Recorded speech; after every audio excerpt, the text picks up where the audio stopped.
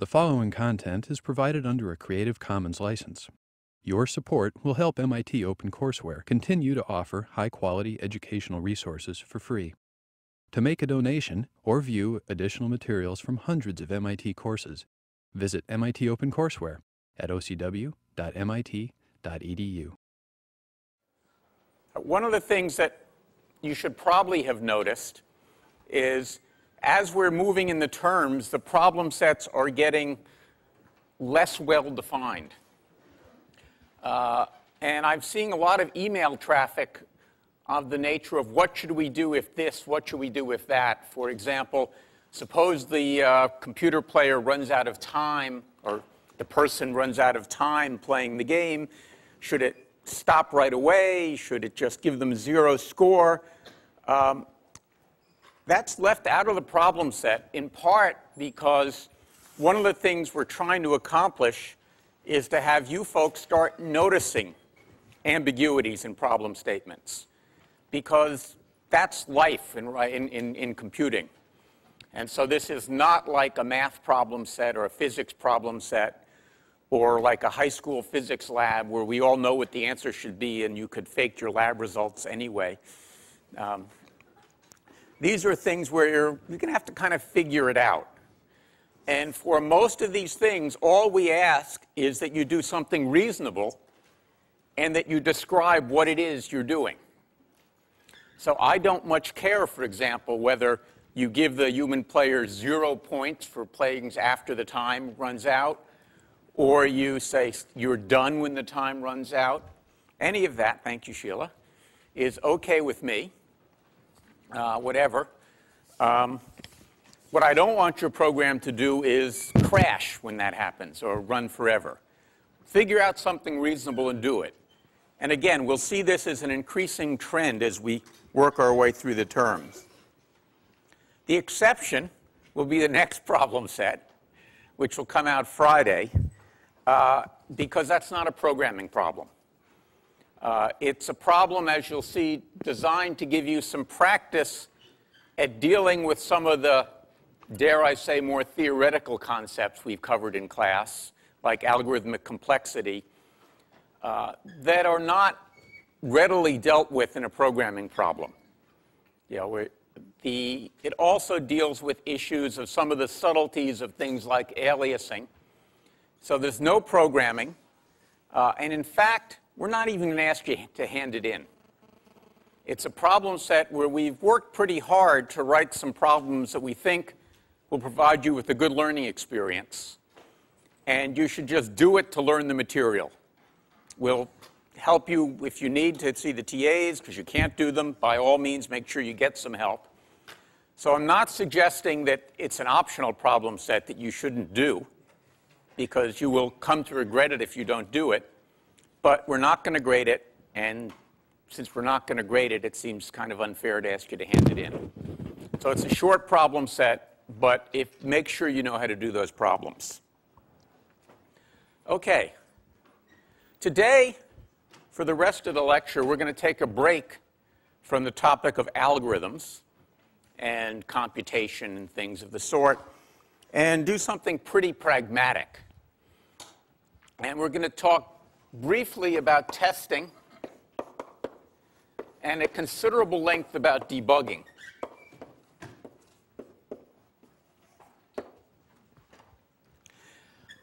I have tried to give this lecture at the beginning of the term, at the end of the term. Now I'm trying kind of a third of the way or middle of the term. I never know the right time to give it. These are sort of pragmatic hints that are useful. I suspect all of you have found that debugging can be a frustrating activity.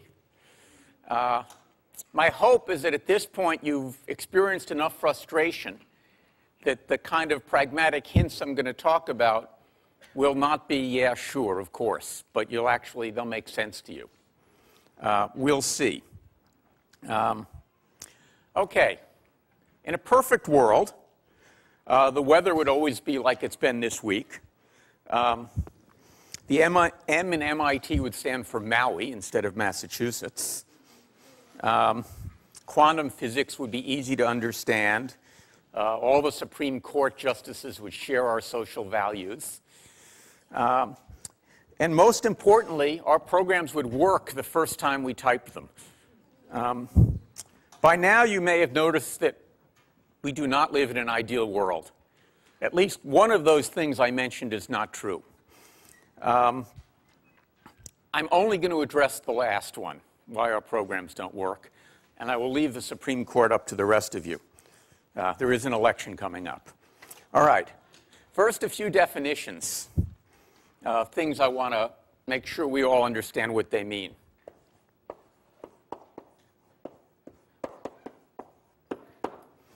Validation is a process, and I want to emphasize the word process, designed to uncover problems.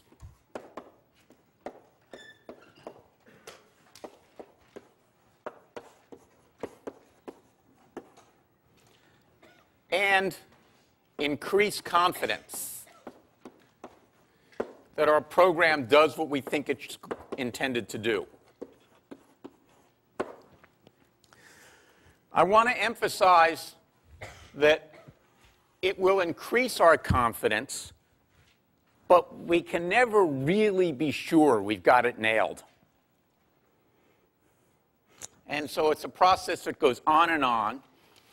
And I also want to emphasize that a big piece of it is to uncover problems.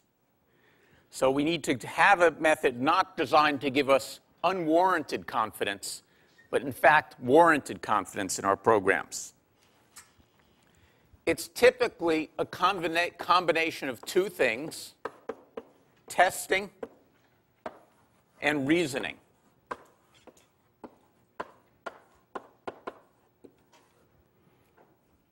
Testing, we run our program on some set of inputs and check the answers and say, yeah, that's what we expected. But it also involves reasoning about why that's an appropriate set of inputs to test it on it. Have we tested it on enough inputs? Maybe just reading the code and studying it and convincing ourselves that it works. So we do both of those as part of the validation process.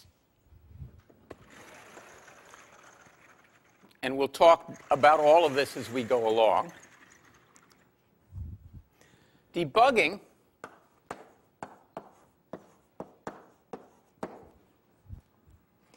is a different process.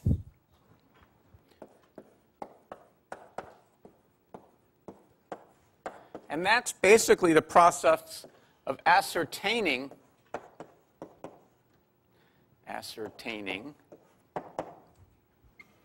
why the program is not working.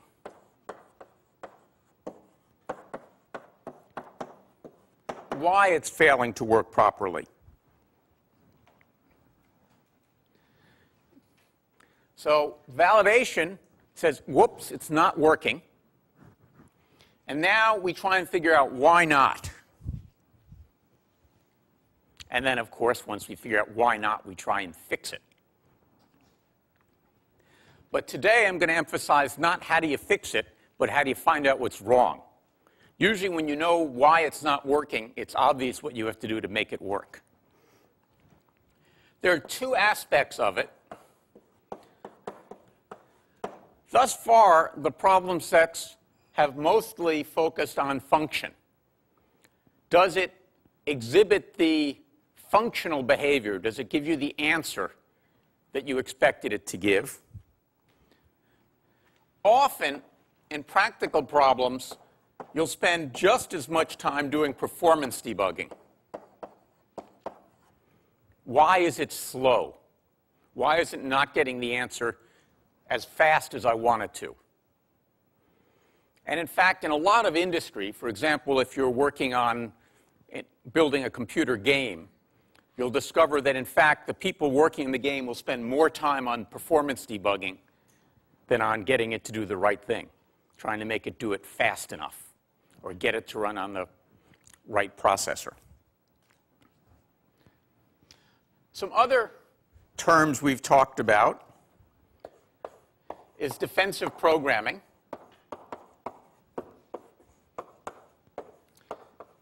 And we've been weaving that pretty consistently throughout the term.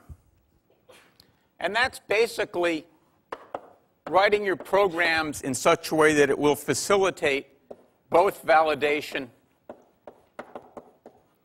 and debugging.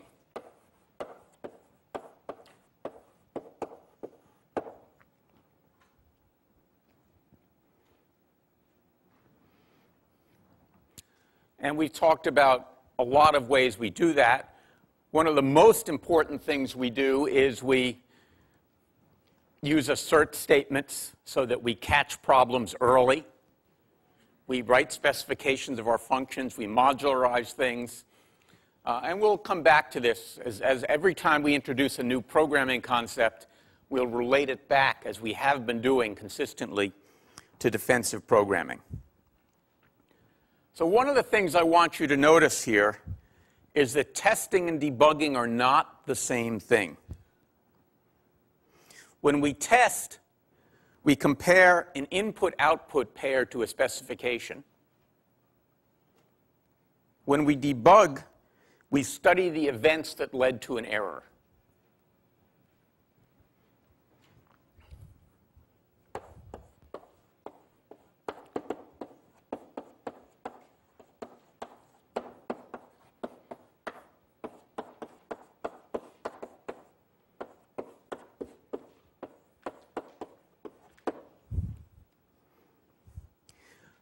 I'll return to testing later in the term, but I do want to make a couple of quick remarks with very broad strokes.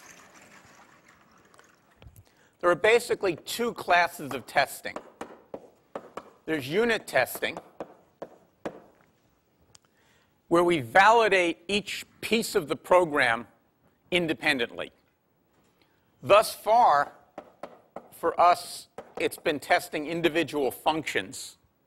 Later in the term, we'll talk about unit testing of classes.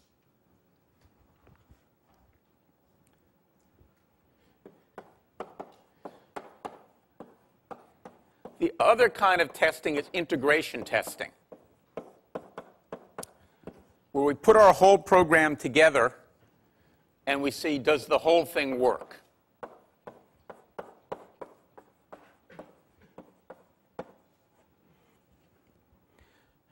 People tend to want to rush in and do this right away.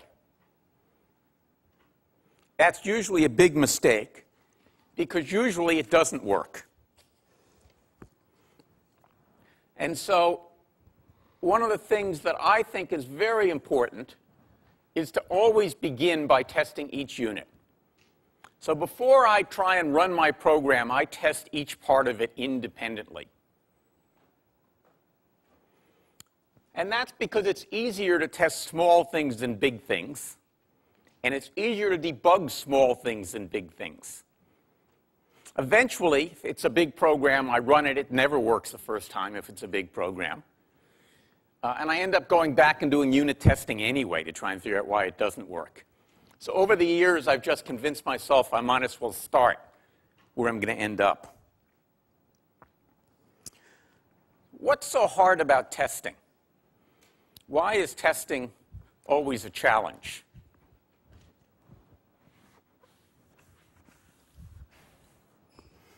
Well, you could just try it and see if it works, right? That's what testing is all about.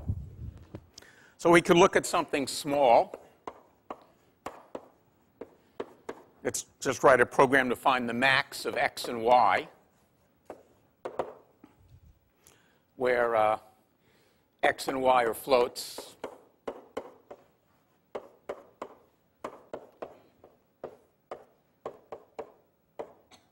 However many quotes I need.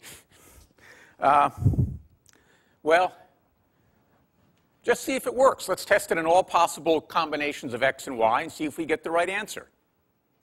Well, as Carl Sagan would have said, there are billions and billions of tests we would have to do, or maybe it's billions and billions and billions.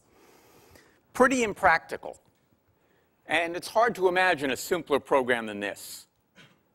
So we very quickly realized that exhaustive testing is just never feasible for an interesting program.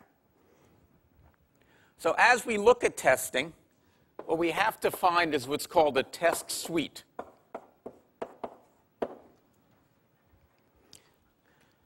A test suite is small enough so that we can test it in a reasonable amount of time, but also large enough to give us some confidence.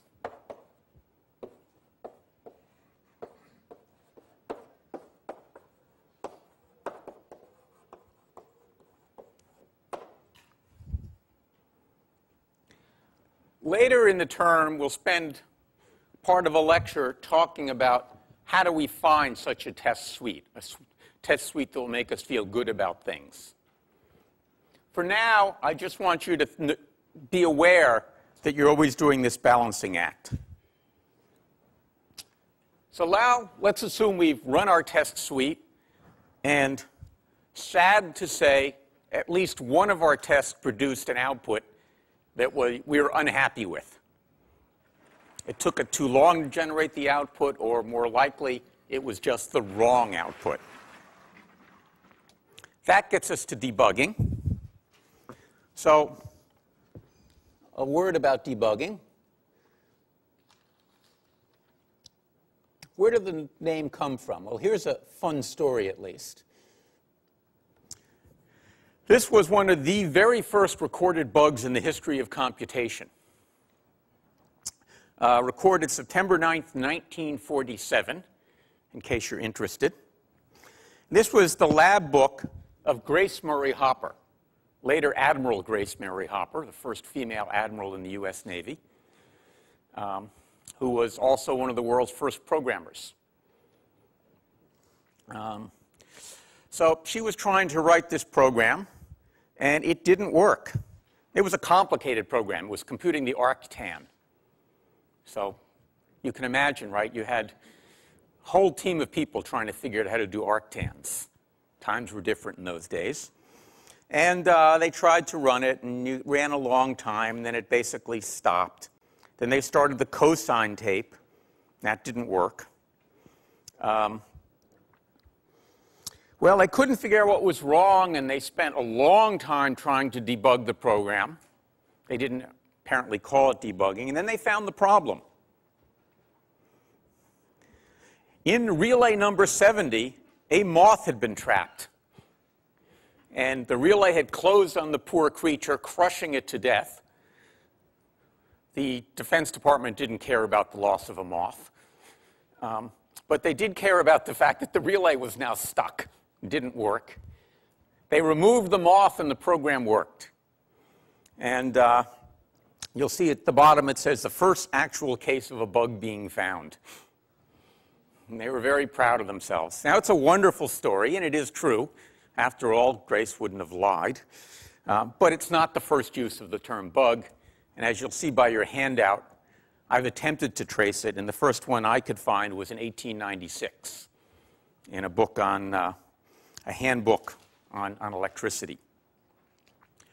All right, now debugging is a learned skill. Nobody does it well instinctively. And a large part of being a good programmer, or learning to be a good programmer, is learning how to debug. And it's one of these things where it's harder, you slow, and then suddenly you have an epiphany, and you now get the hang of it. And I'm hoping that today's lecture will help you learn faster. The nice thing is once you learn to debug programs, you will discover it's a transferable skill, and you can use it to debug other complex systems. So, for example, a laboratory experience. Why isn't this experiment working? There's a lecture I've given several times at hospitals to doctors on doing diagnosis of complex multi-illnesses. And I go through it, and just almost the same kind of stuff I'm going to talk to you about debugging, explaining that it's really a process of engineering. So I want to start by disabusing you of a couple of myths about bugs. So myth one is that bugs crawl into programs. Well, it may have been true in the old days when bugs flew or crawled into relays. It's not true now. If there is a bug in the program, it's there for only one reason. You put it there, i.e., you made a mistake. So we like to call them bugs because it doesn't make us feel stupid. But in fact, a better word would be mistake. Another myth is that the bugs breed.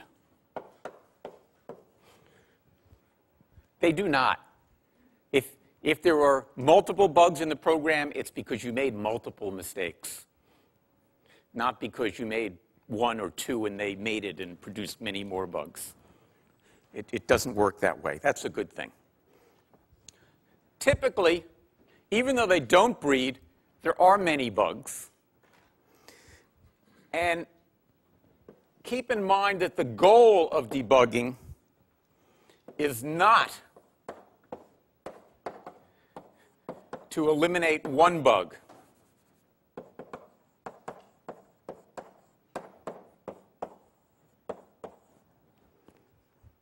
The goal is to move towards a bug-free program.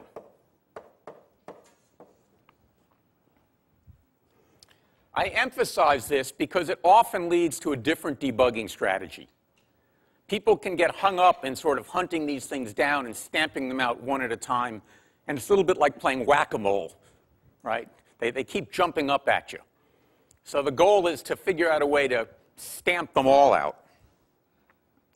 Now, should you be proud when you find a bug? I've had graduate students come to me and say, I found a bug in my program, and they're really proud of themselves. And depending on the mood I'm in, I either congratulate them or I say, you screwed up, huh? And then you had to fix it. If you find a bug, it probably means there are more of them. So you ought to be a little bit careful. You know, it's kind of the story I've heard told is you're at somebody's house for dinner and you're sitting at the dining room table and you hear and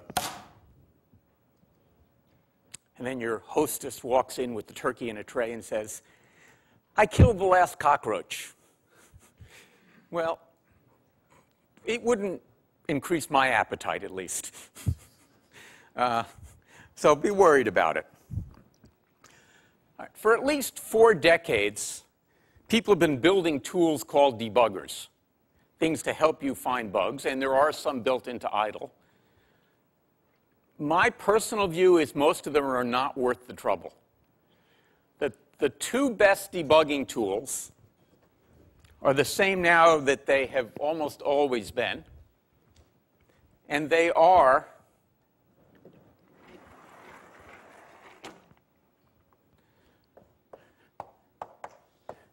the print statement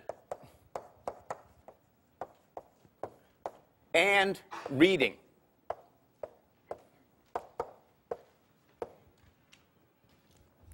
There is no substitute for reading your code. Getting good at this is probably the single most important skill for debugging. And people are often resistant to that. You know, they'd rather single step it through using IDLE or something than just read it and try and figure things out. The most important thing to remember when you're doing all of this is to be systematic.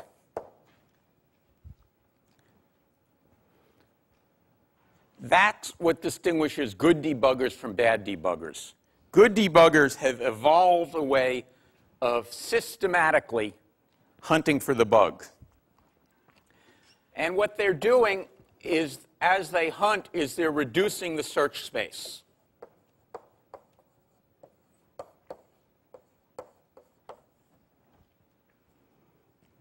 And they do that to localize the source of the problem. We've already spent a fair amount of time this semester talking about searches, algorithms for searching. Debugging is simply a search process. When you are searching a list to see whether it has an element, you don't randomly probe the list hoping to find whether or not it's there. You find some way of systematically going through the list. Yet, I often see people when they're debugging proceeding at what to me looks almost like a random fashion of looking for the bug. That is a problem that may not terminate. So you need to be careful. So let's talk about how we go about being systematic as we do this.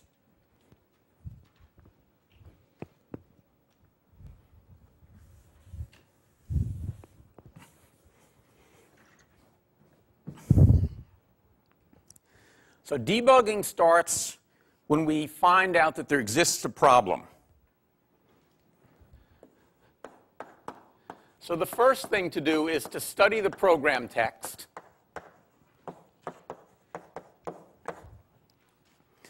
And ask, how could it have produced this result?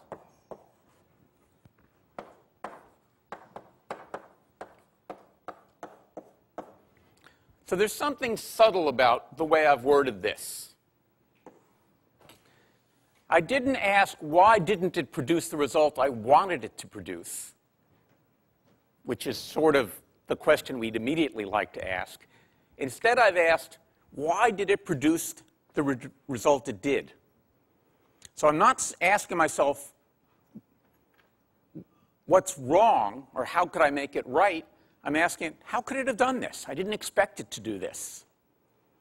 If you understand why it did what it did, you're halfway there. The next big question you ask, is it part of a family?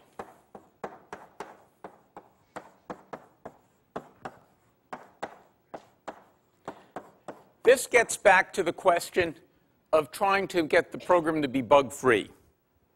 So for example, oh, it did this because it was aliasing where I hadn't expected it, or some side effect of some mutation with lists. And then I say, oh, you know, I've used lists all over this program. I'll bet this isn't the only place where I made this mistake. So you say, well, rather than rushing off and fixing this one bug, let me pull back and ask, is this a systematic mistake that I've made throughout the program? And if so, let's fix them all at once rather than one at a time. And that gets me to the final question, how to fix it.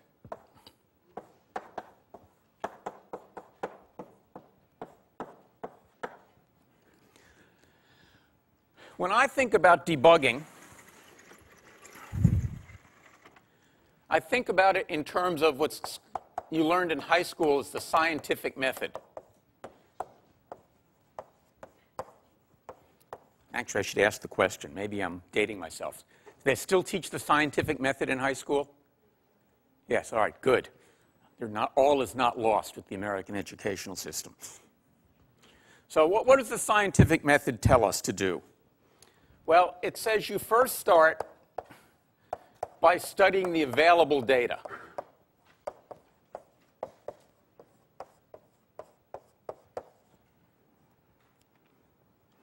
In this case, the available data are the test results. And by the way, I mean all the test results. Not just the one where it didn't work, but also the ones where it did.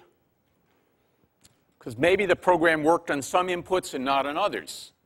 And maybe by understanding why it worked on A and not by B, you'll get a lot of insight that you won't if you just focus on the bug. You'll also feel a little bit better knowing your program works in at least something. The other big piece of available data we have is, of course, the program text. As you study the program text, keep in mind that you don't understand it. Because if you really did, you wouldn't have the bug. So read it with sort of a skeptical eye.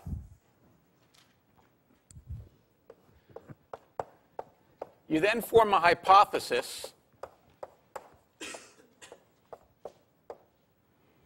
consistent with all the data.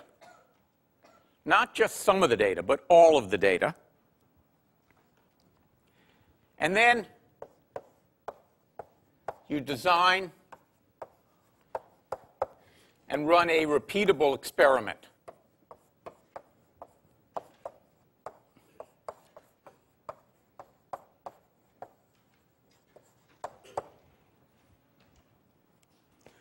Now, what is the thing we learned in high school about how to design these experiments?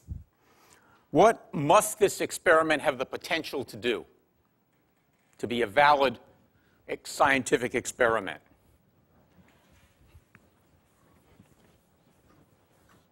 Somebody? What's the key thing? It must have the potential to refute the hypothesis.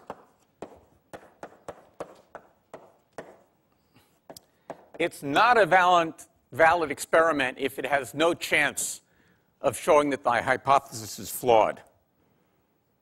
Otherwise, why bother running it? So it has to have that. Typically, it's nice if it can have useful intermediate results,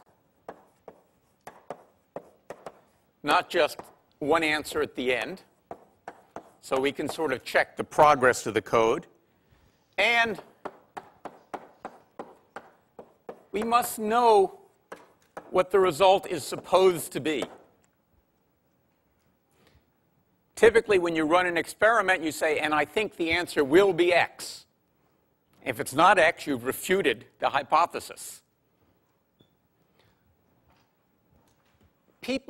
This is the place where people typically slip up in debugging. They don't think in advance what they expect the result to be, and therefore they are not systematic about interpreting the results. So when someone comes to me and they're about to do a test, I ask them, what do you expect your program to do? And if they can't answer that question, I say, well, before you even run it, have an answer to that. Why might repeatability be an issue? Well, as we'll see later in the term, we're going to use a lot of randomness in a lot of our programs, where we essentially do the equivalent of flipping coins or rolling dice. And so a program may do different things on different runs. We'll see a lot of that because it's used a lot in modern computing. And so you have to figure out how to take that randomness out of the experiment and yet get a valid test. Sometimes it can be timing if you're running multiple processes. That's why your operating systems and your personal computers often crash for no apparent reason, is because two things happen to once in a while occur at the same time. And often there's human input, and people have to type things out of it. So you want to get rid of that. And we'll talk more about this later, particularly when we get to using randomness, about how to debug programs where random choices are being made. Now let's think about designing the experiment itself. The goal here, there are two goals, or more than two. One is to find the simplest input that will provoke the bug. So it's often the case that a program will run a long time and then suddenly a bug will show up. But you don't want to have to run it a long time every time you have a hypothesis. So you try and find a smaller input that will produce the problem. So if your word game doesn't work when the words are 12 letters long, instead of continuing to debug 12-letter hands, see if you can make it fail on a 3-letter hand. If you can figure out why it fails on 3 letters instead of 12, you'll be more than halfway to solving the problem. what I typically do is I start with the input that provoked the problem, and I keep making it smaller and smaller and see if I can't get it to show up. The other thing you want to do is find the part of the program that is most likely at fault. In both of these cases, I strongly recommend binary search. We've talked about this binary search a lot already. Again, the trick is if you can get rid of half of the data at each shot or half of the code at each shot, you'll quickly converge on where the problem is. So I now want to work through an example where we can see this happening. So this is the example on the handout. I've got a little program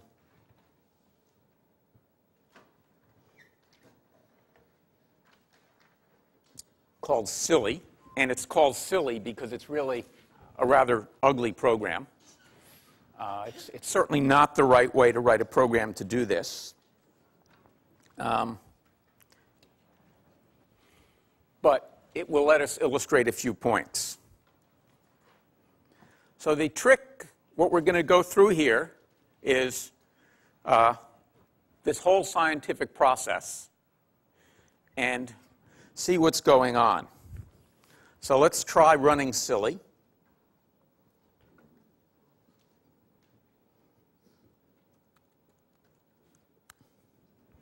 So this is to test whether a list is a palindrome. So we'll put 1 as the first element, maybe A is the second element, and 1 is the third element. And just return it's done. It is a palindrome. That makes sense. The list 1A1 reads the same from the front or from the back. So that's good. Making some progress. Let's try it again. And now let's do 1A2. Whoops. It tells me it is a palindrome. Well, it isn't really. I have a bug. All right. Now what do I do? Well, I'm going to use binary search to see if I can't find this bug. As I go through, I'm going to try and eliminate half of the code at each step. And the way I'm going to do that is by printing intermediate values as I go partway through the code.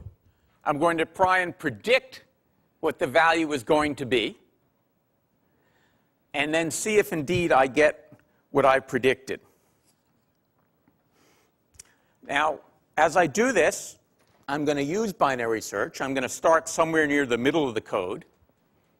Again, a lot of times people don't do that, and they'll test an intermediate value near the end or near the beginning, kind of in the hope of getting there in one shot. And that's like kind of hoping that the element you're searching for is the first in the list or the last in the list. Maybe, but part of the process of being systematic is not assuming that I'm going to get a lucky guess, but not even thinking really hard at this point, but just pruning the search space, getting rid of half at each step. All right, so let's start with the bisection. So I'm going to choose a point about in the middle of my program. That's close to the middle. Might even be the middle. And we're going to see, well, all right, the only thing I've done in this part of the program, now I'm going to go and read the code, is I've gotten the user to input a bunch of data and built up the list corresponding to the 3 items that the user entered. So the only intermediate value I have here is really res. So I'm going to, just so when I'm finished, I know what it is that I think I've printed. But in fact, maybe I'll do even more than that here. Let me say what I think it should be. And then we'll see if it is. So I think I put in 1A2, right? Or 1A2. So it should be something like 1A2.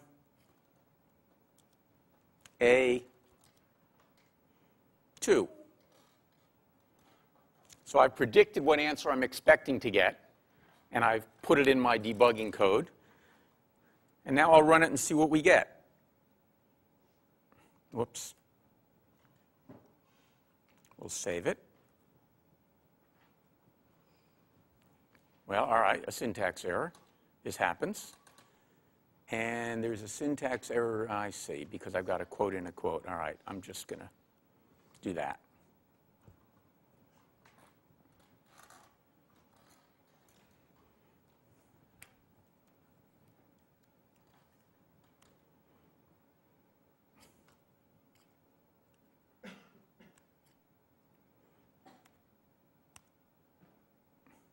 All right.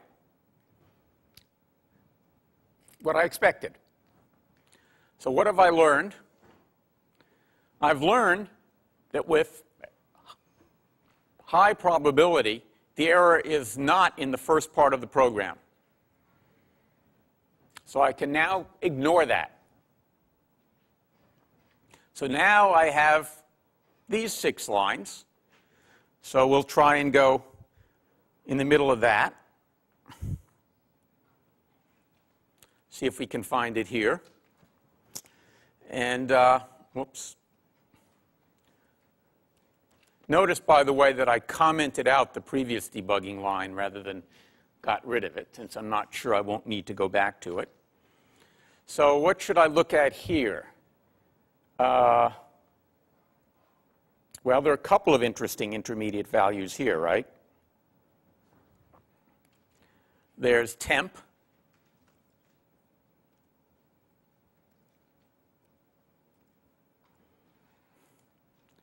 And there's res.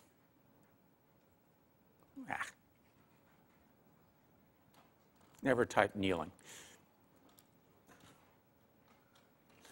Right? I've assigned something to temp, and I need to make sure maybe I haven't messed up res. Now, it would be easy to assume don't bother looking at res because the code doesn't change res. Well, remember that I started this with a bug. That means it was something I didn't understand. So I'm going to be cautious and systematic and say, let's just print them both and see whether they're OK.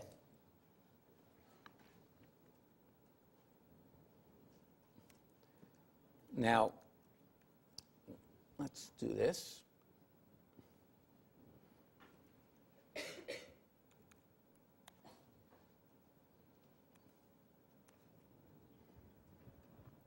So it says temp is 2A1 and res is 2A1. Well, let's think about it. Is this what we wanted here? What's the basic idea behind this program? How is it attempting to work? Well, what it's attempting to do, and now is when I have to stand back and form a hypothesis and think about what's going on, is it gets in the list, it reverses the list, and then sees whether the list and the reverse were identical. If so, it was a palindrome. Other than it wasn't. So I've now done this, and what do you think? Is this good or bad?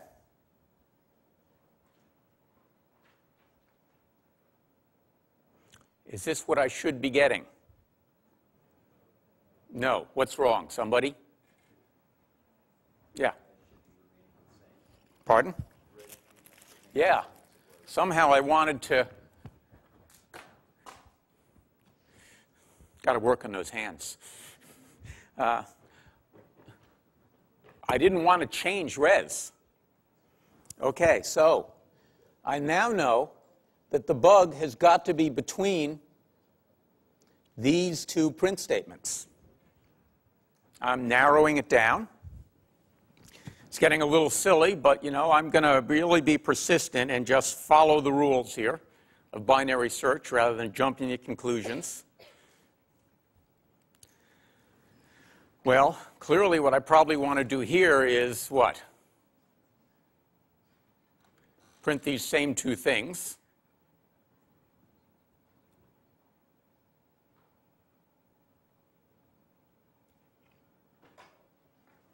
See what I get.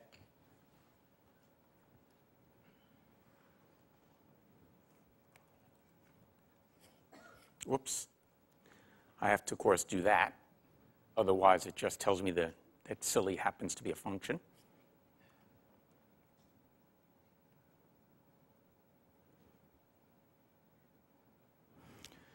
All right.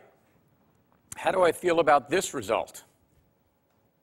I feel pretty good here, right? The idea was to make a copy of res in temp, and sure enough, they're both the same, what I expected them to be. So I know the bug is not above. Now I'm really honing in. I now know it's got to be between these two statements. So let's put it there.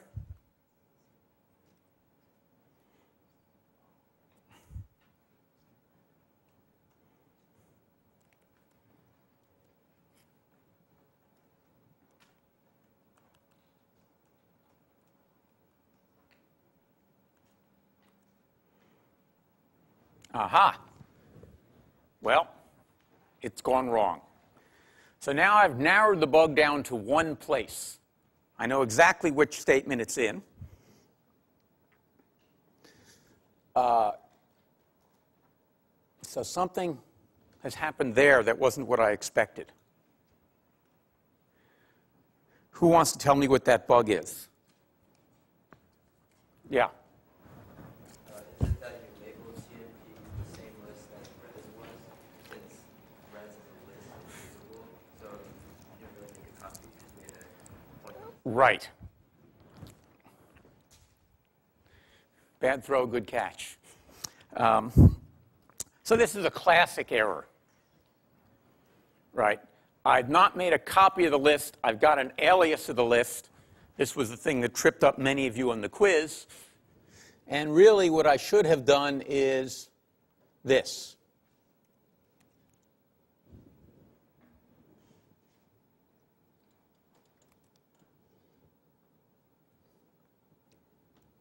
Now we'll try it.